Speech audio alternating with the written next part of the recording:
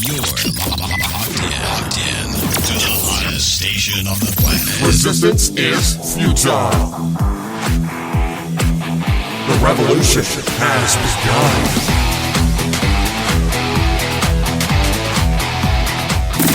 You're listening to Rebelpreneur Radio, helping you break the rules and build the business you need for the life you want. And now, broadcasting his pirate signal from somewhere beyond the status quo, here's your host, best-selling author, marketing and media strategist, Ralph Brogden. Hello and welcome to Rebelpreneur Radio. It's the show that helps you build the business you need so you can live the life you want. I am Ralph Brogden. So how do you build the business you need? How do you market yourself? How do you get your message out there into the world? Everyone has a different opinion and everyone has a different specialty. And it can easily overwhelm you when you're trying to figure out with limited time, limited resources, limited money, what and where and how can I market myself, get my message out into the world, and what is the best strategy? And it seems like these strategies come and go. And you get the promotions that say, oh, email marketing is dead. Blogging is dead. And eventually, I guess they'll say Facebook is dead. But, you know, it's kind of ironic. Like, Facebook is dead. Long live Facebook. None of these things really die. It's just, I think that's an excuse for people who don't know what they're doing. Well, today's guest definitely knows what she's doing, and she's going to educate us on why blogging and content marketing is not dead. In fact, it is alive and well, and she is the proof. Lacy Boggs is a content strategist, author of the best-selling Kindle ebook, Make a Killing with Content, and she is the director of the Content Direction Agency. She helps personality-driven brands create and implement content marketing strategies tailor-made to support their customers and reach their goals. Lacy, welcome to Rebelpreneur Radio. Thanks so much for having me. I'm thrilled to be here. I'm thrilled to have you. You really exemplify everything that a Rebelpreneur is, in the sense that it's hard for us, I think, to really stand out, to differentiate, to distinguish ourselves and not look and sound and feel like everybody else that's out there. You have done that. And I'm not going to give the surprise away, but I want our listeners to go to this website, lacyboggs.com, and look at just how unique and fun this website is. So you are the master of content strategy. Tell us a little bit about what got you interested in this, and what was the magic formula or the Wheaties or whatever it was that you went into you to make you this creative? Boy, I wish I knew. I wish I could bottle that, right? I'd be a millionaire. Right. No, I've always been creative. I've been writing stories and telling stories since I was a little girl. And I thought I wanted to be a fiction writer when I was a kid. And I had a very well-meaning English teacher tell me there was no money in that I would never make a living as an author. Yeah. And so I actually went into film for a while. I have a film degree, and Hollywood and I did not get along. So I ended up going back to writing eventually, but I was a journalist. And that was about 8 years ago now. I was working as an assistant editor and food editor at a hyper-local magazine here in Colorado. And I got pregnant with our first child, and I was working about 60-hour weeks. Every time the magazine went to print, we were there until 2 or 3 o'clock in the morning.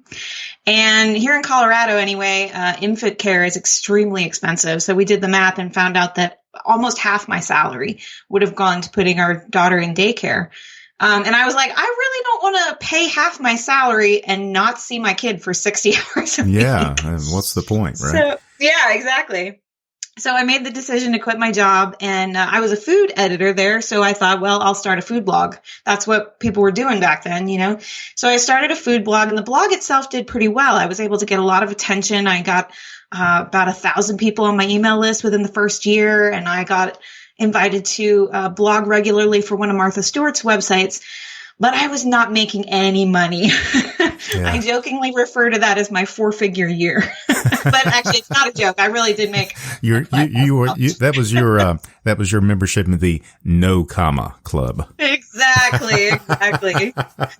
So my amazing husband took me aside and said, I love that you're doing this. I love that you're staying home with our daughter, and I need you to make a little more money. I was like, okay. He challenged me to triple my income the next year. And so I said, it's okay. I have a new idea. I'm going to try to ghost blog for people. I think other people will pay me to do this blogging thing. And it turns out I was right. There was a need for other small business owners to hire somebody to write their content, but I thought they were just going to hire me to write the words. And they really started asking me questions like, well, what do you think I should post now? What do you think I should do about this? What's the strategy? And I didn't have an answer. So I spent a lot of time and a lot of money investing in every course I could find about content marketing and digital marketing. And as I took them, I discovered that I had some pretty strong opinions about it myself. And I started zigging where other people were zagging. And long to short, we're 7 years in now. And I think my zagging is doing okay. I think it's working. And you have done a lot of creative work for some very big national brands. One of the biggest misconceptions that you hear from business owners that you've been working with is that blogging is dead. And so speak to us about that and explain why, when everyone is jumping on Facebook ads and social media, and that's the big thing, why blogging and content marketing is still alive and well. Yeah, boy, if I had a nickel for every time somebody told me blogging was dead, I'd have quite a few nickels. Yeah. But I think the problem is that people say blogging is dead because blogging has changed, right? So maybe back in the early 2000s, you could write a blog and just build an audience overnight because it was newer. There weren't as many people competing in the space. If you were doing a good job, you would build an audience almost by default, right? And it's definitely that explains not that my success. That explains. I stumbled into it just by default, but okay, I think a lot of people did back then. Right, yeah. If you were doing something good, if you had something interesting to say, you could do real well with a blog. But now there's so much noise, right? We've almost reached what I would call peak content. Like we're to the point where nobody could ever possibly consume all the content that's being produced, even in a single niche, right? Right. So people think blogging is dead, but it's really not, because you still have to have a place to have a platform. You still have to have a place, if you are going to do any kind of thought leadership, to share your thoughts, share your ideas, give people a way into your world, right? Some people use podcasting, some people use blogging, some people use video maybe. But the point is, you still have to have a hub for all of this information. And written word is not going away. There are certain advantages to each one of these channels, but it's not dead. And it's a great way to encourage people to come to your platform, to get involved with you, to opt in to an email list, let's say, and then to convert those people to leads over time, because that's really what content marketing is. It's any conversation you're having with your audience with the intention of eventually converting them to a sale. Excellent. So what is the biggest problem that you see? I always like to talk in terms of problems and solutions. So starting with the big obstacle, once we buy into the idea that blogging is not dead, what is the biggest problem then with actually creating that content and leveraging that so that it makes sense for our business? And maybe I should preface that. Does it make sense for every business and every brand to use this channel? Is it for everybody? Oh, no, I would never say there's no one size fits all solution, right? So some people are going to do extremely well. I've had people come to me and say, well, I've built this brand on Instagram. Do I have to have a blog? And my answer is like, no, of course not. If you're doing what you intend to do through Instagram and you're happy with that, great. I give you my blessing wholeheartedly. Mostly when people are asking me those kinds of questions, I say, do you want to build your platform on somebody else's land? Right. And that's a little tricky. Yeah. So that would be my only caveat with someplace like Instagram. But as I said, blogging, podcasting, videos is kind of all the same deal. It's a little bit different medium, a little bit different channel. But as long as you're building your platform on your own land, I have no problem with that. I do think most brands, however, benefit from some kind of platform like that to communicate with their audience. And whatever channel you use, we're going to talk about blogging because that happens to be where I like to be, but whatever channel you choose, this advice will resonate either way. It applies no matter whether you're podcasting or doing videos or whatever. So the big problem I see, the big disconnect is that people are saying, okay, great, I'm going to produce content. I'm going to do content marketing. I'm going to have this conversation with my audience. But then they never really connect it to their business goals or to their sales goals. So a lot of times this happens very frequently. I'll see business owners, just blogging their fingers to the bone, so to speak, putting out content all the time. And there's really no connection to what they want to sell. And what I mean by that is there's no direct customer journey from the blog post or the podcast or whatever to the sale. And they're not laying out that path clearly for their potential customers. And so they're like, well, blogging doesn't work. And I think to myself, well, yeah, when you do it that way, it doesn't work. Yeah, of course it doesn't work if you do it that way. That's right. So that's kind of what I was getting at. When people say something is dead, it doesn't work anymore. Either it's a marketing pitch and they're just trying to scare people and get them over into whatever it is they're selling, or it's the cynical response to someone who hasn't figured out how to make it work. Exactly. And when we figure that out, when we make the connection between what we're producing and what we want to sell, the results are there. I mean, I was working with a client. We just ended our relationship because she's ended the product we were selling. But for about 4.5 years, I was writing the front end articles for her website. She was running no paid traffic. We were doing just organic blog post traffic. She was getting around 5,000 organic leads a month using that system, and with a really robust follow-up email system on the back end. She was maintaining a membership site with around an average of 750 members a month and employing 3 people full-time. Wow. So anybody who wants to tell me that blogging doesn't work, I would like to point them to that.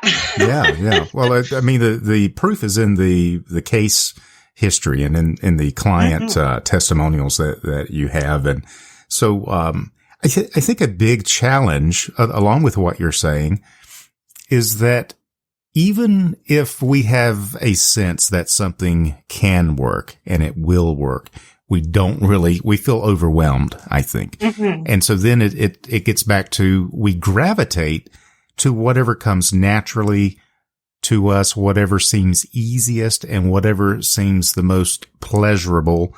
And for that reason, you could find yourself building your platform on Instagram or Facebook. And then one day Instagram changes the rules, or Facebook decides we're going to shut down groups, or we're going to do something different. Or, as a lot of people discovered, we're going to take all of the friends and the followers that you boosted posts so that you could connect with. Now we're only going to show those posts to 10 people. And it's going to be the same 10 people. So the fact that you invested to get 20,000 friends or followers really doesn't matter anymore because you can't reach them. And so, Facebook can change the rules. What I love about your approach, and it synergizes with mine, is that we've got to have our own platform, build in our own land. And that's going to be a website. It's going to be a hub where when we go out into other territory, Instagram, Facebook, Twitter, whatever, YouTube, we can be there. We can have a presence there, but we've got to connect that content back to an offer. And preferably, I think, based on how you've got your website set up, it's back to a website with opt-in and with content and leading people step by step in the direction that you want them to go in a way that's going to serve them and solve their problems. Is that kind of the strategy in a nutshell? Boy, I couldn't have put it any better. Really, I like to think of social media and all those channels as distribution channels, right? So that they are not the place where you want all of your content to live. They're not the home, but all roads lead to Rome, right? So those distribution channels are pointing people back to the big hub content that's living on your website so that you can have them opt into an email list so that you can sell to them down the road. Or maybe if you don't want to, maintain an email list, there's a opt-in to get on a call, or whatever your business model, your sales model looks like. But regardless, what you said about leading them down the path, I mean, yes, one of my favorite metaphors for this is that, like, imagine your potential customers on one side of a river and your sales on the other side of the river. Every piece of content is a rock in the river. And if you don't put them in the right path, people are going to fall off and wash away. If you don't have enough of them, or if they're spaced too far apart, nobody's going to make it to the other side. So creating the path for your content to make it easy for people to learn and then want to do business with you is the best way to structure it. I really like that. And so it's a step-by-step approach. It's not just a random, what do I want to talk about today? Let me just put a few words down, and it's completely disconnected. It's discombobulated. It has no relevance to anything that you're offering. It's just, I did my content marketing for today. You check that off. I wrote about my lunch. I shared my picture of my cat. We're good to go. Yeah. And I used to say, well, nobody cares about your cat. And then all the cat lovers, they got offended and they say, well, of course we care.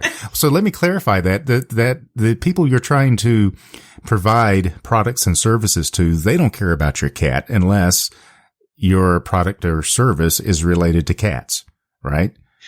Right. Or, I mean, I've seen ways that people can build stuff like that into their brand. I have a mentor who shares about rock climbing all the time, and her business has absolutely nothing to do with rock climbing, but she uses it as a business metaphor, and it helps people get to know her. So in that case, it actually works for her brand.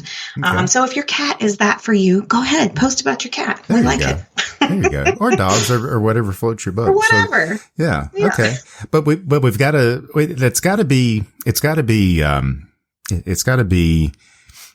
it has to make sense, right? It has to be that rock in the path, and so that people don't slip and fall into the river and get washed away. And then you say, oh, well, my content marketing doesn't work. Well, it's because you don't know what you're doing. So what can we begin to do better? How can we utilize and leverage this idea of content marketing? What are some steps to get us headed in the right direction? Sure. So step one would absolutely be to define and understand your goals for content marketing.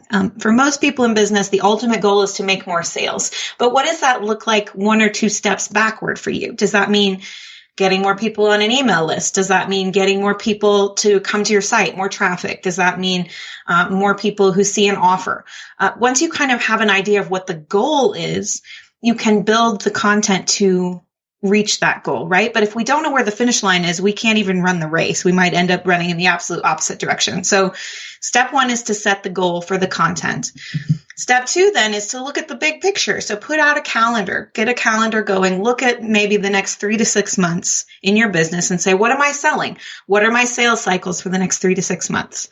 If you have something you launch cyclically, that makes it very easy. If you have an evergreen product or service, you can create sales cycles based on what's happening in society around us, or what's happening in your business. But once you have those big dates sort of aligned, you can work backwards from those sell dates to create content that is like just laying those rocks in the river, right? What do they need to know right before they hit the buy now button? Okay, great. What do they need to know to get to that point? What obstacles and objections can I overcome? How do I even get their attention? How do they know that what I do solves their problem? All of those things can be done with content, but you kind of have to know where you're going first, right? So step one was set the goal. Step two is to look at the big picture on a calendar and plan backwards. And then step three is to execute and measure and tweak, right? Because this is not an exact science, and we have to test things, see how they work. Once you start writing those blog posts, did it reach those goals that you wanted to reach? Did it get the traffic? Yes? Great. Do more of that. No? Okay. What can we do differently, right? Because you can't just set it and forget it. Not in this day and age. Yeah. I love this. This is very practical. easy to conceptualize and easy to operationalize. These 3 steps: define your content marketing goal, create your big picture calendar after you have laid out what it is you're trying to sell, what you're trying to accomplish in the next 3 to 6 months, and then execute, measure, and tweak. So, it's actually in thinking through objections, thinking through obstacles that are going to come up in the prospect's mind whenever you offer them a product or a service. For example, let's say, I'm just trying to make this practical for people who are thinking, well, I don't know how to come up with all this content. Well, just think about what Lacy is saying. Think about what were the last objections that you heard why someone didn't buy your stuff, and start with that. So if they say, well, I really want to get into your content marketing course, but I'm not sure it's a good fit for me. So then your blog content would be, here's 5 ways that content marketing is a good fit for anyone. I mean, yeah, I'm rolling that off the top of my head. No, but that's perfectly correct. And the magical thing about content marketing is you can address some of those objections before you ever ask them to make a purchase. Yes. So that when they actually get to the buy now button, they're like, oh, right, I don't have any reason not to. I can't think of any reason why. And well, I don't have the money. All right. Here's, content marketing strategies on a shoestring, 101 easy tips to follow. And then, but here's the reasons why. It doesn't cost as much as you think to get expert advice. And then you build a whole thing around that. So you're actually engaging people in an intelligent, unemotional conversation that answers their questions, solves their problems in advance, so that by the time they get to the end of this path that you have built for them over the river, they're ready to give you a big hug. You've solved all of their objections, right? They're right. They're like, take my money. I know this is for me. In an ideal world, that's how it works. They're standing out there waiting for you to take their money. Are you going to take it? Are you man enough to take it? That's one of those movies. Well, okay, moving right along.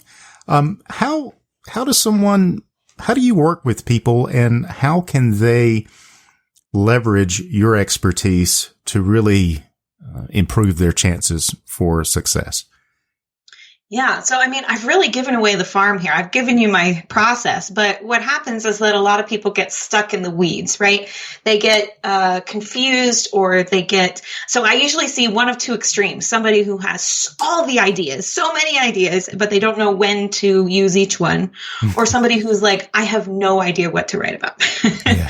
And so working with someone like me, the first thing I do is I want to know all about your business. I want to ask you, what are your business goals? We want to define those metrics exactly like I was just saying a minute ago. And then we start doing that same process, looking at your calendar, working backwards. What are we going to promote? How are we going to promote it? And then I work and we brainstorm live to say, great, tell me about this. Tell me about that. What do people say when they're objecting? What are they really thinking about when they come to you? What are they really Googling for, et cetera, et cetera? And we come up with all these ideas. I usually end up with at least twice as many ideas as we need for the calendar. And then I go away and I plug it all in. And, the mental math that happens on my end is a little more complex than what we've been talking about. But it's basically what's the ideal order for these topics to come in to help people go along that path, right? How do we put the best flat stones in the river to make this process as easy as possible? I do it all for them so they don't have to worry about it. Sometimes we can't do this for our own business because we're just too close to it, right? We just can't see the forest for the trees. And so inviting somebody in who has no skin in the game except wanting to help you can be very, very useful, because I just have that outsider's perspective, and I can be in the shoes of somebody who knows nothing about your business and is looking to solve a problem.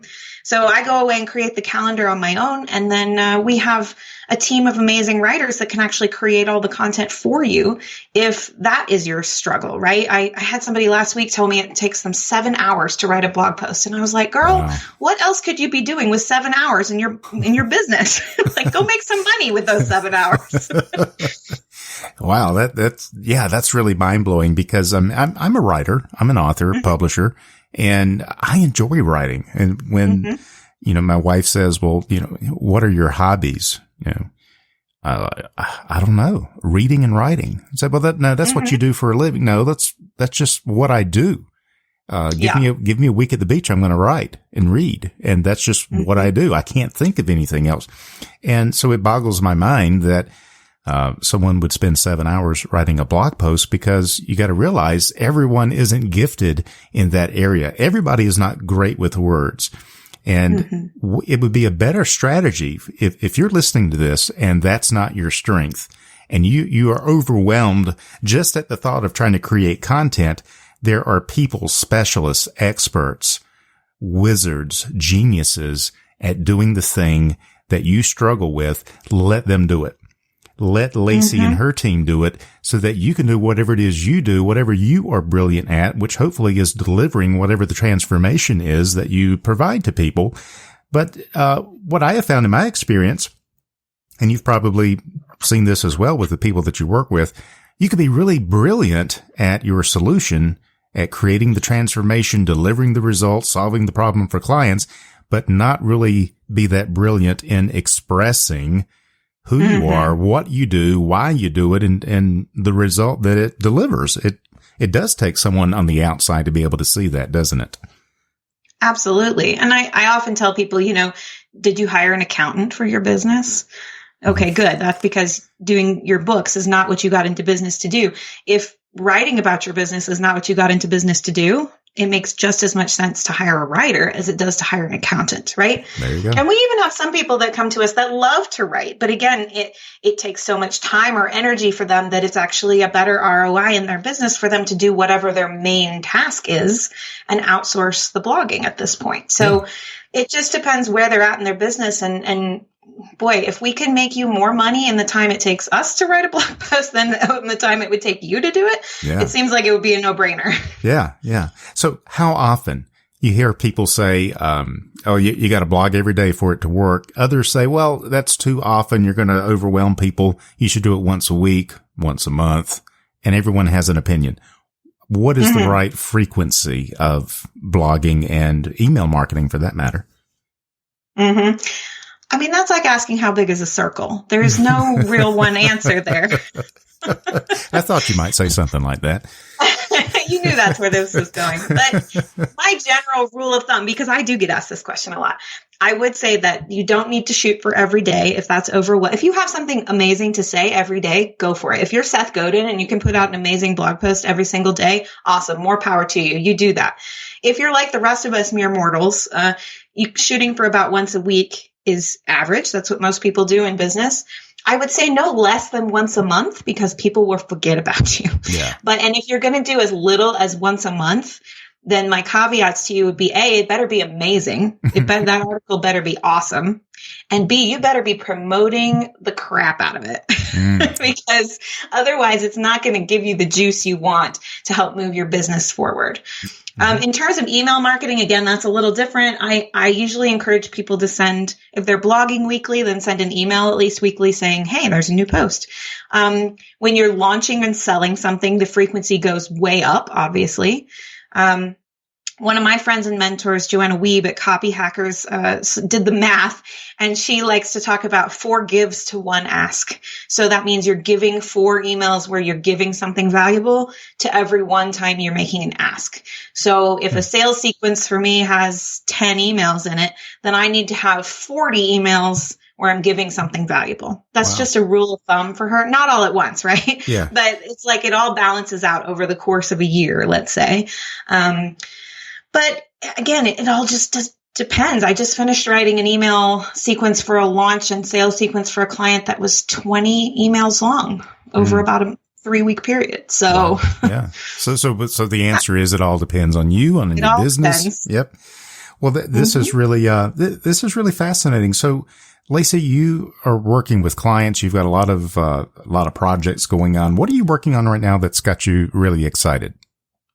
Yeah, I've been getting some downloads from the universe or whatever you want to say that I want to start offering some live content marketing co-working sessions. This is like, you're like the first person I've told about this. So this is so brand new. I don't even have a whole lot of details, but I think they're going to take place in my Facebook group or on Zoom, where we just get together in the same space and we all sort of work on our projects, and I'm there to answer questions in between. And the idea of this would be, people who are not ready to work with me one-on-one can come get a taste of what it's like. And people who are ready can really experience what it's like to work with me so that they can move into that relationship and with confidence, right? So that's one thing I'm doing. And if you're interested in that, you can find me on Facebook and join my page, and I'll have information about that. Or you can come to lacyboggs.com. I thought I'd give people a free download. Do you think they'd like that? I've already signed up for it, so